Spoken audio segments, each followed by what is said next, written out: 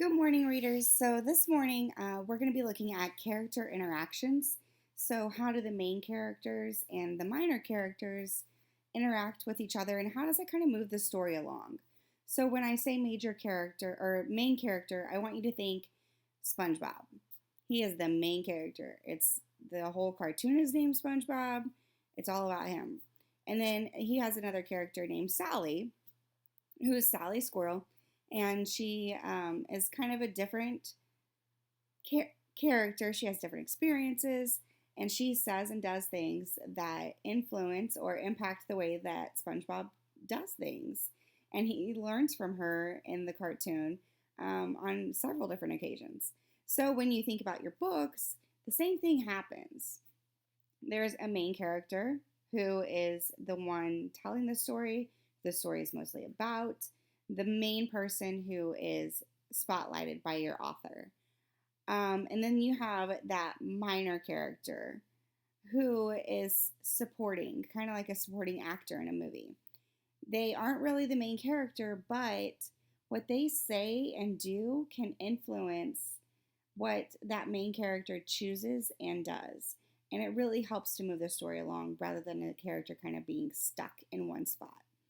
All right, so today, instead of hearing me read, I found Matt de la Peña reading his own book on YouTube. Kind of cool. So, one plus of reading or of listening to an author read their own story is that you see like the hand signals and things since he was there when this happened. You get a little bit more insight. So I love hearing him read this, and I hope that you enjoy this too. After you listen to him, and then I will show you how to kind of do the work for analyzing this part of the story. Enjoy, readers. Don't just sit there like a punk. I think this is my favorite part. It won't be until week 4 that you finally get into a meaningful game. By this time, you'll know most of the guys by nickname, and you'll know how they play. At some point, your focus will have shifted from wanting to play to breaking down their various skill sets. There's one guy in particular you're going to study, Dante. He's 6'4" and thin, in his early 30s maybe. He's the only guy in the gym who's never said a word to you. He walks right by, like you don't even exist. But he can seriously play. Not only does he knock down almost every jumper he takes, he hardly ever grazes the rim. He has this sweet little fadeaway in the post. And whenever someone tries to challenge him on the break, they get bashed on, posterized, and guys on the sideline fall all over each other, laughing and stomping and pointing. After burying one particular game winner from the wing, 2 guys draped all over him, he'll turn to you suddenly and bark, "Hey kid, why you still coming here?" You pause your dribble, stunned. Who, me? Nobody thinks you're good enough to play here. Comprende? Why don't you go back to the barrio, ese? Your whole body will freeze up from the shock of his words. Everyone in the entire gym inching closer, waiting to see what happens next. Dante strides over and points a finger in your face. "What are you, deaf, kid? I said leave." No words form in your brain. No thoughts. Dante spins to the rest of the guys. "Someone get this scrub out of my face before I do something stupid." A couple regulars will lead you toward the bleachers, but your legs aren't quite working yet. You're confused, almost to the point of paralysis. Because what did you do wrong? Why does he hate you? Heart thumping inside your chest, doubt setting in. Maybe he's right.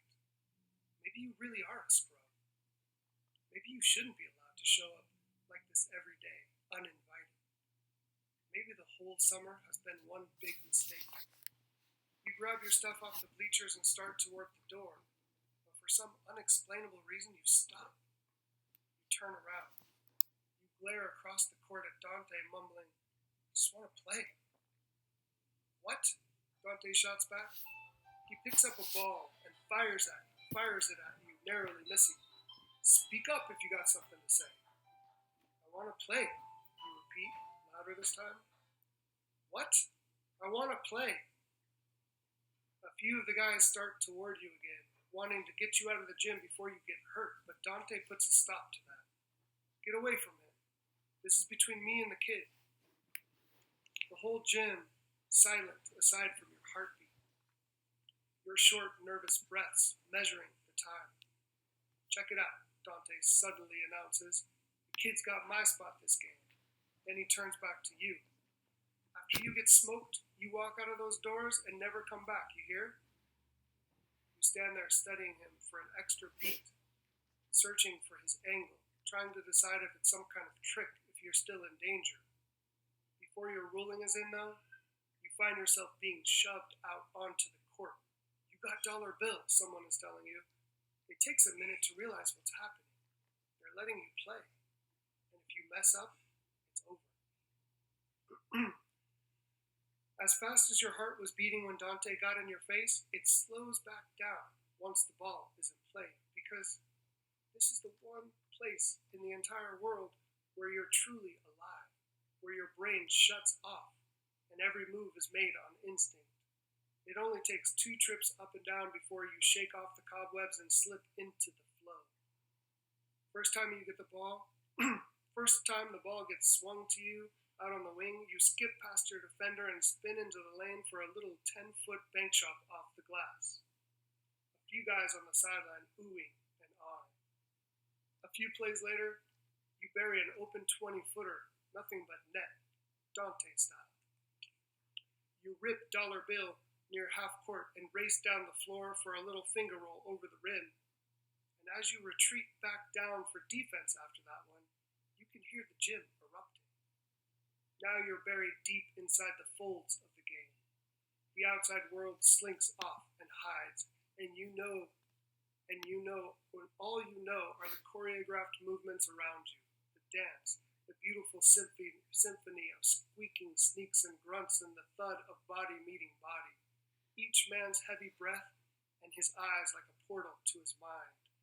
You bury 2 more deep jumpers followed by a game-winning scoop shot in the lane, which results in the other team's big man tripping over his own feet and falling on his face.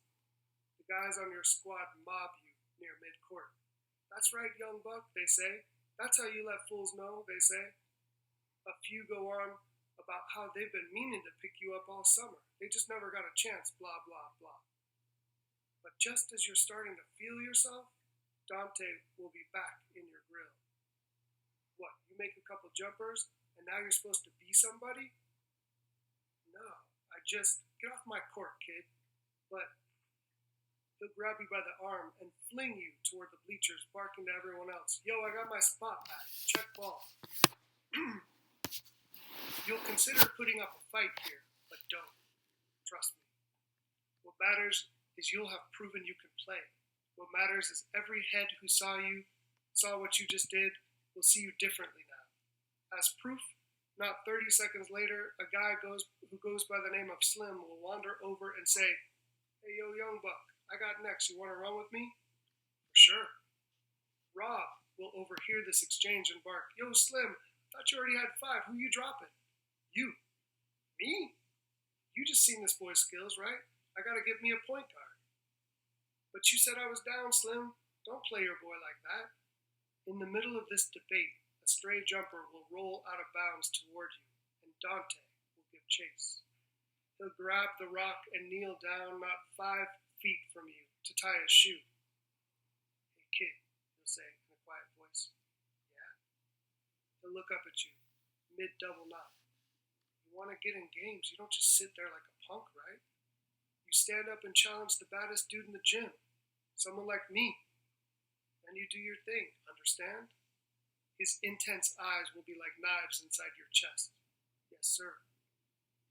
He'll stand up and nod, then jog back onto the court shouting, yo, check ball, let's go. You'll think this is the beginning of some meaningful mentorship, but it won't be. In fact, Dante won't say another word to you the rest of the summer, not even when you ask him direct questions. But over time, you'll begin to see the power of his silence. And surprisingly, it will remind you of your old man's silence. A few months into your ninth grade season, you'll actually spot Dante in the stands at one of your games. He'll be alone, eating popcorn, watching. You'll be the starting point guard on the varsity squad, which is pretty legit for a freshman. And you'll be having one of your best games of the young season. You'll wave as you jog past at halftime, but he won't wave back. He'll continue eating his popcorn. After the game, you'll climb the packed bleachers looking for him, but he'll already be gone. Your old man will be there, though. And on the drive back to your apartment that night, you'll realize something important. Your old man is always there, and he always has been. And so what if he doesn't say anything about how many points you scored, how many assists?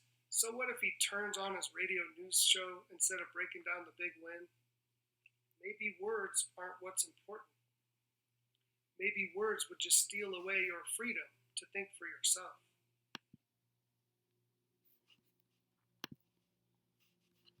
All right, so readers, taking what we have from that little video in the text, if you were watching while he was reading, I had annotated my text to kind of go along with our chart of what did the characters say to each other and what did the characters do with or to each other. So I was looking at Matt, our main character, the one speaking, our narrator, and then that minor character of Dante. He is a pretty intense character, and I love that character. I think that silence can often say so much, and this is a character that truly shows that.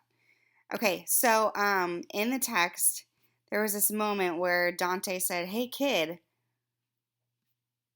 why are you still coming here?"